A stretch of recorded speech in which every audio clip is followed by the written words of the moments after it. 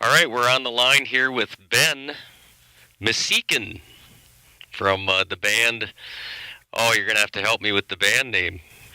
He-Nis-Ra. I know everyone's seen it around, but no one can ever say it right. And that's all right. I wouldn't expect them to get it right. Is it He-Nis-Ra or He-Nis-Ra? He-Nis-Ra is kind of how we would pronounce it. Okay. That's even correct, actually. We still have yet to find Okay. exactly how it's supposed to be pronounced. So what does it mean? I mean, that's... It's actually Oneida, which is, Native American, Sure. From around our area in Green Bay. Right. And it means on the top of a hill, I guess. So it's just pretty much how that came about. It's a street name, and it's a park, actually, in Green Bay. Actually, where we used to practice, where our drummer lived, he actually lived on He-Nis-Ra Street. So that's kind of how it came about. My wife brought it up, and sure. Like, well, what about that name? We were trying to figure out names. Before that, we were critical restraint. We didn't like it, so we were trying to find a name, and stumbled upon that one, and it ended up sticking. Actually, no one could agree on one until that one came along. Sure, top of the hill, huh? Yeah, top of the hill. All right, very good. Well, we've been enjoying your music, as you know, past few months. Yeah, I appreciate that. Awesome band you got. Now I understand one of the guys from the Greenwood area, or is there? Actually, Alex and Henry Landwehr. They're actually from Greenwood, Loyal area. Okay. My wife actually went to school in Greenwood also, and that's kind of how we met. She knew them from elementary school, and she kind of knew them then during high school and hung out and stuff. And I met her, and she's. I play guitar. She knew that, and she introduced me to Alex. She knew she just knew him as playing guitar. Right. Turns out he actually played drums too.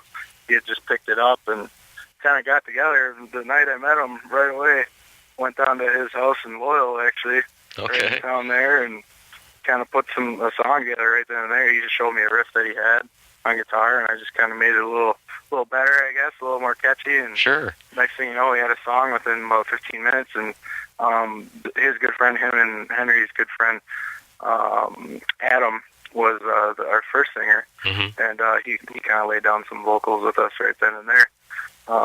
But he passed away a couple of years back, and unfortunately, in a car crash over there in Spencer area. But that's terrible. Yeah, so that was our first singer. Great guy. We'll always miss him. But you got a really good singer now. Yeah, we do. We struggled for a long time, after going through a couple of singers. I met Joe at Guitar Center in Appleton, and I just talked to him. I didn't even know he could sing or anything. He just told me about his band. We started talking about guitars out of nowhere, and I just had this feeling that he should be in the band. And then, we kind of I kept in contact. He had his own little thing with Paralyzed going on, and I kept in contact, and next thing you know, he was in the band. Yeah. So.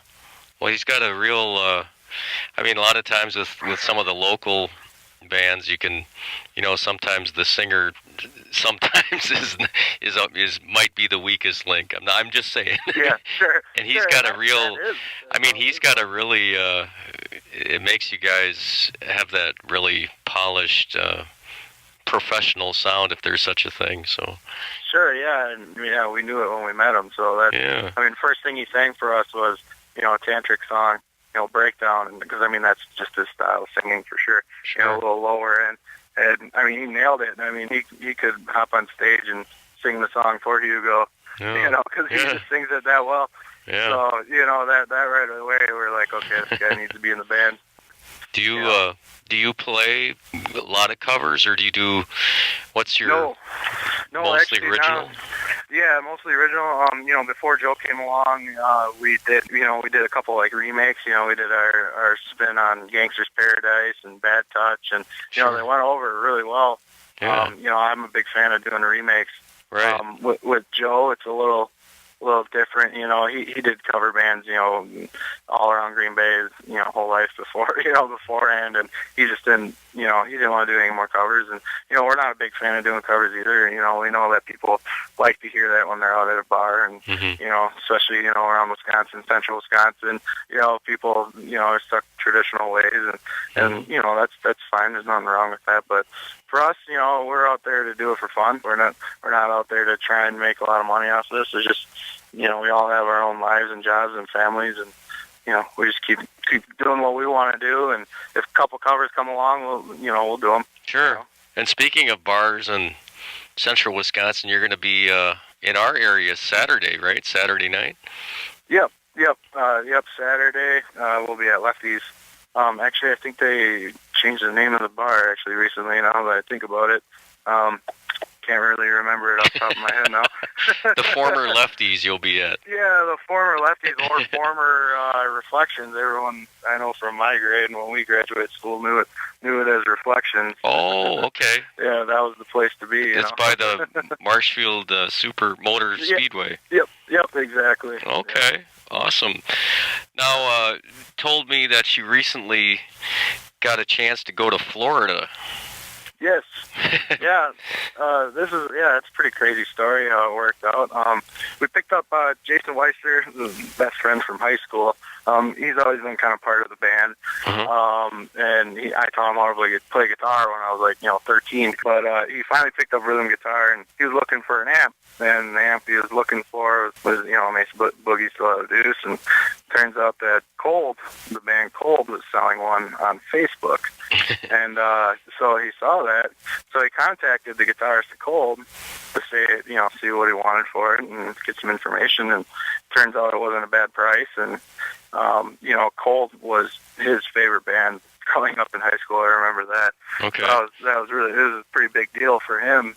And I've always been a big fan. I never was into him like he was, obviously. But he got a hold of them, and it all worked out. They got the money figured out. And we talked to the guy quite a bit and asked him, hey, would you ever want to track on one of our upcoming songs, some guitar stuff? Sure. He's like, sure. Wow. Well, that was pretty easy, shot in the dark that would happen. He's like, yeah, sure, we kind of. As long as you buy my amp, I'll play. Right. Yeah, pretty much, yeah. So yeah, he bought the amp. Yeah, we bought the amp, and just he listened. The main reason was he listened to music, and he really liked what he had. Right. What we had, because people like that aren't gonna just do anything. Right. They're still legit. They've been down for a little bit, but since 2011, their latest album, because they had some bad record deals going on and stuff like that, but they're back and going strong now. They're going to be on a new label, and they'll be in Europe soon, so you'll be hearing more from them again. Okay. But anyways, it turned out the Scooter, everyone knows Scooter, the original singer of Cold. He's got 2 gold albums on his wall. He heard our music, and he really liked it a lot, and he really wanted to do it too. All of a sudden, we never really would have thought of that. And of course, Scooter can be on our song. Wow. So we got that all together, and me and Jason flew down to Florida, and we tracked some music with their studio down there. The guitars, Zach's got a solo on it, and then vocals. He's got laid down some backups, and then did a verse, and so you started from scratch down there with all the recording, or? No, we had a song in line that we were ready to record. We had a couple of them. But all the tracks you started fresh, huh? Right, we did start fresh. We had some old tracks that we were working with, so we kind of just used those as guides. For reference, yeah. Yeah, and then we just worked with, Scooter and Zach on Well, when are we going to get to hear this stuff? I'm thinking before Christmas we're going to have it out. Actually, Joe's going to the studio at White Raven tonight in Appleton. Okay. That's awesome. Obviously, you can hear the recording qualities really well. So that's great. The guy's a genius. So yeah, he'll be recording vocals tonight, and got a little bit more guitar stuff to clean up this weekend on Sunday, and then it's just pretty much all mixing and mastering and whatnot. So we're pretty sure about before Christmas we should be have that song out. It sounds like things are are moving in the right direction. Yeah, it's cool. People ask me, "Are you guys gonna make it now?" I'm like, oh, to me, I already made it. To have someone with 2 gold albums on my song, All right. Well, Ben, it was nice talking to you. Yeah. And keep in touch, and good luck with the show Saturday night. Yeah, sure. Thank you.